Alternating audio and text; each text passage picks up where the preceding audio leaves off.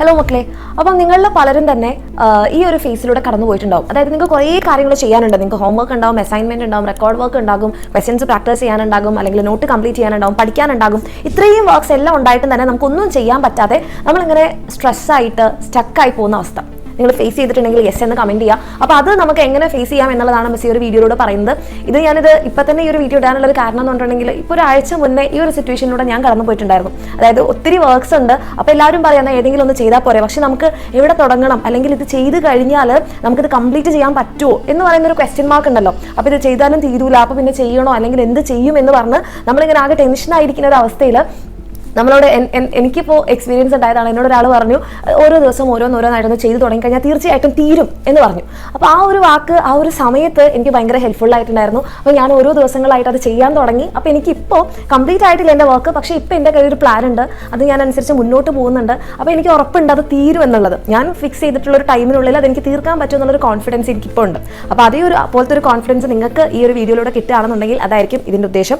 ഈ വീഡിയോയിലുള്ള കാര്യങ്ങൾ നിങ്ങൾക്ക് ഇഷ്ടമാവുകയാണെന്നുണ്ടെങ്കിൽ നിങ്ങളുടെ ഫ്രണ്ട്സിലേക്ക് ഷെയർ ചെയ്യുക. അതുപോലെ തന്നെ നമ്മുടെ ചാനലിലുള്ള വീഡിയോസ് നിങ്ങൾക്ക് യൂസ്ഫുൾ ആവുകയാണെങ്കിൽ തീർച്ചയായിട്ടും സബ്സ്ക്രൈബ് ചെയ്യാം. ഓക്കെ, സോ ആദ്യം തന്നെ നിങ്ങളുടെ ഒരു പ്രശ്നം എന്ന് പറഞ്ഞിട്ടുണ്ടെങ്കിൽ നിങ്ങളുടെ ഇനിയിപ്പോൾ വരാൻ വേണ്ടി പോകുന്ന ക്രിസ്മസ് എക്സാം ആണ്. അപ്പോൾ നിങ്ങളുടെ എക്സാം മുന്നിൽ ഉണ്ടാകുമ്പോൾ ഇനിയിപ്പോൾ ഏത് മക്കളാണെങ്കിലും കേട്ടോ, നിങ്ങൾ ഡിഗ്രിയൊക്കെ പഠിക്കുന്ന കുട്ടികളാണെങ്കിലും നിങ്ങളുടെ എക്സാം നിങ്ങൾക്ക് ഒരു മുന്നിലുണ്ട്. ഇനി നിങ്ങളുടെ കയ്യിൽ ഒരു മാസം മാത്രമേ സമയമുള്ളൂ. പക്ഷേ നമുക്ക് സ്കൂളിൽ പോവാതെ കംപ്ലീറ്റ് ആയിട്ട് സ്റ്റഡി ലീവ് എന്ന് പറഞ്ഞ് അതിന് വേണ്ടി പഠിക്കാൻ പറ്റില്ല. കാരണം നിങ്ങൾക്ക് സ്കൂൾ ലൈഫും അതേപോലെ തന്നെ നിങ്ങളുടെ സെൽഫ് സ്റ്റഡിയും ഒരേ സമയം ബാലൻസ് ചെയ്യാൻ വേണ്ടിയിട്ട് നമുക്ക് എന്തൊക്കെ ചെയ്യാം, അതിന് വേണ്ടിയിട്ടുള്ള കുറച്ച് ടിപ്സാണ് മിസ് ഈ ഒരു വീഡിയോയിലൂടെ പറയുന്നത്. അപ്പോൾ ഇതിൽ ഏതെങ്കിലുമൊക്കെ നിങ്ങൾക്ക് ചെയ്യുമ്പോൾ നിങ്ങൾക്ക് തീർച്ചയായിട്ടും യൂസ്ഫുൾ ആവും എന്നുള്ളത് എനിക്ക് ഉറപ്പുണ്ട്. കാരണം ഞാൻ ചെയ്തിട്ടുള്ളൊരു കാര്യം കൂടിയാണ്. ഓക്കെ, ചില കാര്യങ്ങൾ ഞാൻ ചെയ്തിട്ടുള്ളതാണ് ഇപ്പോൾ ഈ 2-3 ദിവസത്തിനുള്ളിലൊക്കെ ആയിട്ട്.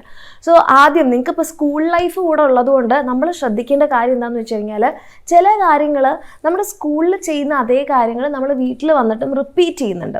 അപ്പോൾ അങ്ങനെ റിപ്പീറ്റ് ചെയ്യുന്ന കാര്യങ്ങൾ എന്തെങ്കിലുമൊക്കെ ഉണ്ടെങ്കിൽ നിങ്ങൾക്ക് എന്ത് ചെയ്യാം, അത് ഒഴിവാക്കാം. ഫോർ എക്സാമ്പിൾ, നിങ്ങളുടെ സ്കൂളിൽ നിങ്ങൾക്ക് ഒരു ചാപ്റ്റർ എടുക്കുന്നു. അപ്പോൾ അതേ ചാപ്റ്റർ നിങ്ങൾ വീട്ടിൽ വന്നിട്ട് ഇപ്പോൾ നിങ്ങൾ ട്യൂഷനൊക്കെ പോകുന്നുണ്ടല്ലേ, നമ്മുടെ എക്സാമിൻ്റെ ക്ലാസ്സുകളൊക്കെ കാണുന്നുണ്ടെങ്കിൽ നിങ്ങൾ അതേ ചാപ്റ്റർ തന്നെയാണ് വരുന്നതെന്നുണ്ടെങ്കിൽ നിങ്ങൾ ഏതെങ്കിലും ഒന്നും ഓപ്റ്റ് ചെയ്യാം.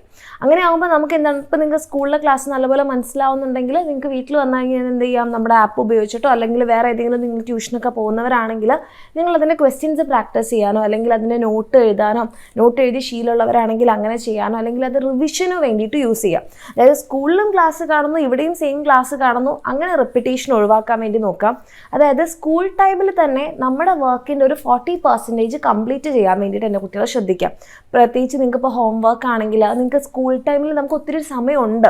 നമ്മൾ ഫ്രണ്ട്സിൻ്റെ കൂടെ സമയം ചിലവഴിച്ചിട്ടും അല്ലെങ്കിൽ അങ്ങനെ നമ്മൾ അറിയാതെ ഒത്തിരി ടൈം നമ്മൾ സ്കൂളിൽ നിന്ന് കളയുന്നുണ്ട്. ഫോർ എക്സാമ്പിൾ, ഇപ്പോൾ നിങ്ങൾക്ക് ഫ്രീ പീരീഡ് കിട്ടുകയാണെങ്കിൽ അത് കംപ്ലീറ്റ് ചെയ്യാം. അപ്പോൾ ചിലപ്പോൾ നമ്മുടെ ഫ്രണ്ട്സൊക്കെ പറയുന്നു വലിയൊരു പഠിപ്പി വന്നിരിക്കുന്നു എന്നൊക്കെ പറയായിരിക്കും. പക്ഷേ ഡോണ്ട് മൈൻഡ്, കാരണം നിങ്ങൾക്കേ അറിയാവുള്ളൂ നിങ്ങൾക്ക് എന്തൊക്കെ ചെയ്യാനുണ്ടെന്നുള്ളത്. സോ നിങ്ങൾക്ക് പറ്റുന്നത്രോളം വർക്ക്സുകൾ, അസൈൻമെൻറ്റ്സ് ആയിക്കോട്ടെ, ഹോംവർക്ക്സ് ആയിക്കോട്ടെ, നോട്ട് കംപ്ലീറ്റ് ചെയ്യാനുള്ളത്, അങ്ങനത്തെ നിങ്ങൾക്ക് പറ്റുന്നിടത്തോളം നിങ്ങൾ സ്കൂളിൽ നിന്ന് തന്നെ കംപ്ലീറ്റ് ചെയ്യാൻ വേണ്ടിയിട്ട് നോക്കുക. ഓക്കെ, അതാണ് ഒന്നാമത്തെ ടിപ്പ്. രണ്ടാമത്തെ കാര്യം എന്ന് പറഞ്ഞിട്ടുണ്ടെങ്കിൽ, അപ്പോൾ നിങ്ങൾ എത്രയും നേരത്തെ നിങ്ങൾക്ക് സ്കൂളിൽ നിന്ന് വീട്ടിലേക്ക് വരാൻ വേണ്ടി പറ്റുമോ അത്രയും നേരത്തെ എത്താൻ വേണ്ടി നോക്കാം. അതായത് അനാവശ്യമായിട്ട് ഇപ്പോൾ നമ്മൾ സ്കൂൾ വിട്ട് കഴിഞ്ഞാൽ ഒന്ന് റിലാക്സ് ചെയ്യാൻ വേണ്ടി നമ്മുടെ ഫ്രണ്ട്സിൻ്റെ കൂടെ ചിലപ്പം പോകുന്ന വഴിയിലോ അല്ലെങ്കിൽ സ്കൂളിലോ ഒക്കെ ആയിട്ട് കുറച്ച് ടൈം സ്പെൻഡ് ചെയ്യും.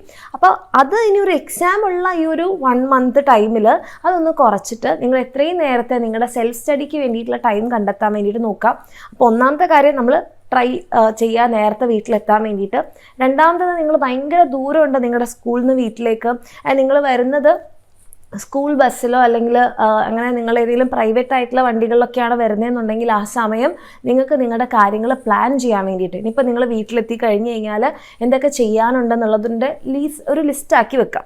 അങ്ങനെ ഒരു ചെക്ക് ലിസ്റ്റ് നിങ്ങളുടെ കയ്യിലുണ്ടെങ്കിൽ നിങ്ങൾക്ക് വീട്ടിലെത്തി കഴിഞ്ഞ് കഴിഞ്ഞാൽ ഇനി എന്ത് ചെയ്യുമെന്ന് വെച്ചാൽ നമുക്ക് സമയം ഒത്തിരി നഷ്ടപ്പെടുത്താതെ നമ്മുടെ കയ്യിലൊരു പ്ലാൻ ഉണ്ട്, അത് നമുക്ക് എത്രയും പെട്ടെന്ന് എക്സിക്യൂട്ട് ചെയ്യാൻ വേണ്ടിയിട്ട് പറ്റും. ഓക്കെ, ഇനി അതല്ലെങ്കിൽ നിങ്ങൾ ഇപ്പോൾ പ്രൈവറ്റ് ആയിട്ടുള്ള വണ്ടികളിലോ അല്ലെങ്കിൽ സ്കൂൾ ബസ്സുകളിലൊക്കെയാണ് വരുന്നതെന്നുണ്ടെങ്കിൽ നിങ്ങൾക്ക് റിവിഷൻ ചെയ്യാൻ വേണ്ടിയിട്ട് ഇന്ന് ഞാൻ എന്തൊക്കെ കാര്യങ്ങൾ പഠിച്ചു എന്നുള്ള കാര്യങ്ങൾ റിവിഷൻ ചെയ്യാനൊക്കെ വേണ്ടിയിട്ട് നിങ്ങൾക്ക് ഉപയോഗിക്കാം. ഓക്കെ, അതാണ് രണ്ടാമത്തെ കാര്യം. മൂന്നാമത്തെ കാര്യം എന്ന് പറഞ്ഞാൽ, നിങ്ങൾ വീട്ടിലെത്തിക്കഴിഞ്ഞ് കഴിഞ്ഞാൽ നിങ്ങളുടെ അവസ്ഥ പോലെ നിങ്ങൾ ഭയങ്കര ടയേർഡായിട്ടാണ് നിങ്ങൾ എത്തുന്നതെന്നുണ്ടെങ്കിൽ നിങ്ങൾക്കൊരു 20 minutes അല്ലെങ്കിൽ 30 minutes പവർ നാപ്പ് എടുക്കാം.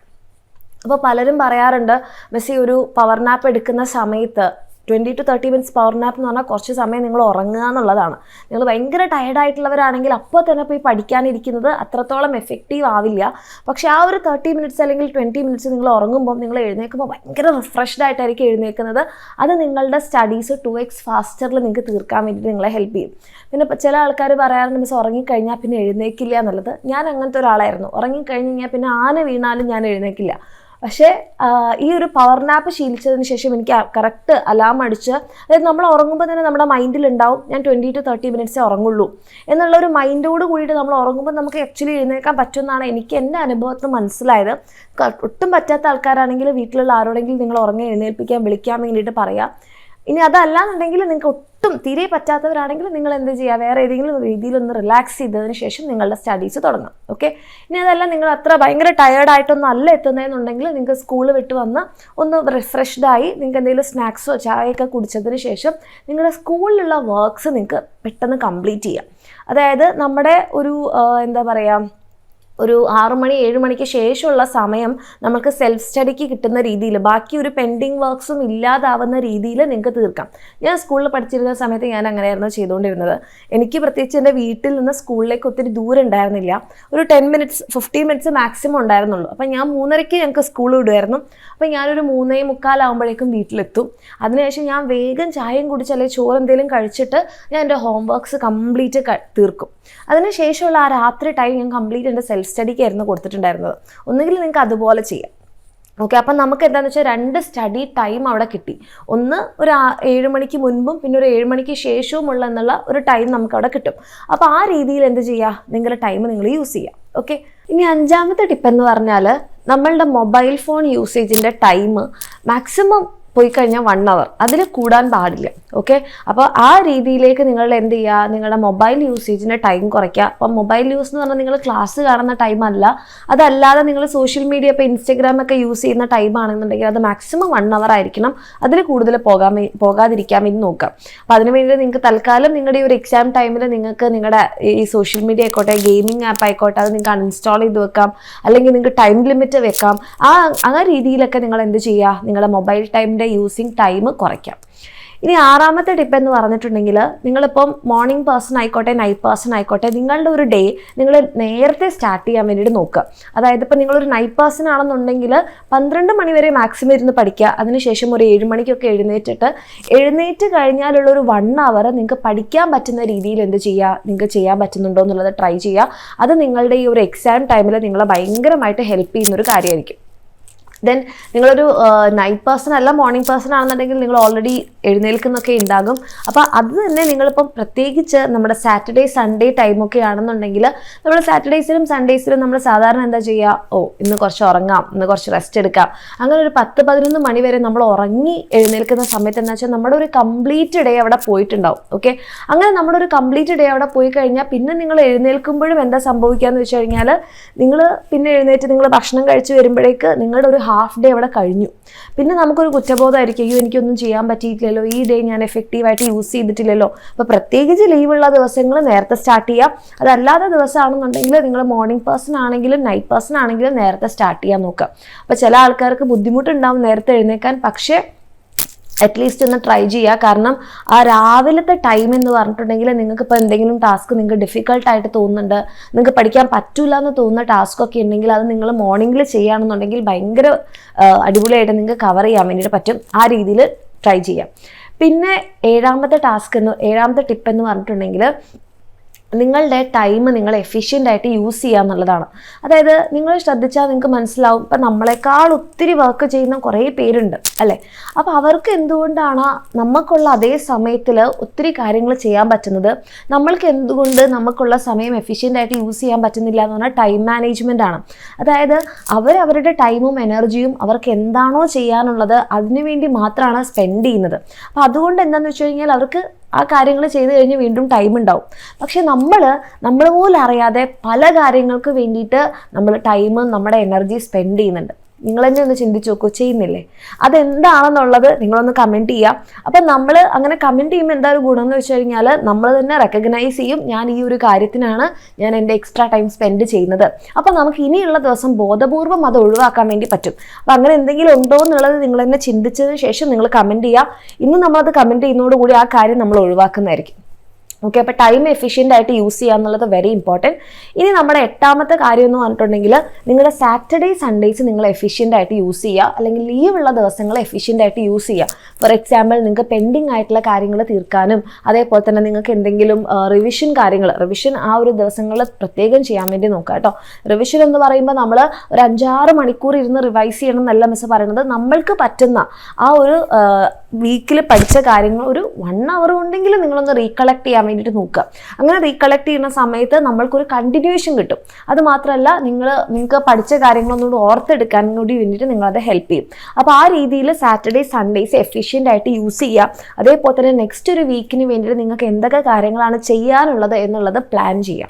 ലാസ്റ്റ് ആൻഡ് ഫൈനൽ ടിപ്പ് എന്ന് പറഞ്ഞിട്ടുണ്ടെങ്കിൽ നമ്മൾ മിസ് നേരത്തെ പറഞ്ഞിട്ടുണ്ടായിരുന്നു, നിങ്ങൾ സ്കൂൾ വിട്ട് വന്നു കഴിഞ്ഞാൽ നിങ്ങൾക്കൊരു ബിഫോർ ഈവനിങ്ങും ആഫ്റ്റർ ഈവനിങ് ടൈമോ ഉണ്ടാക്കിയെടുക്കണം എന്നുള്ളത്.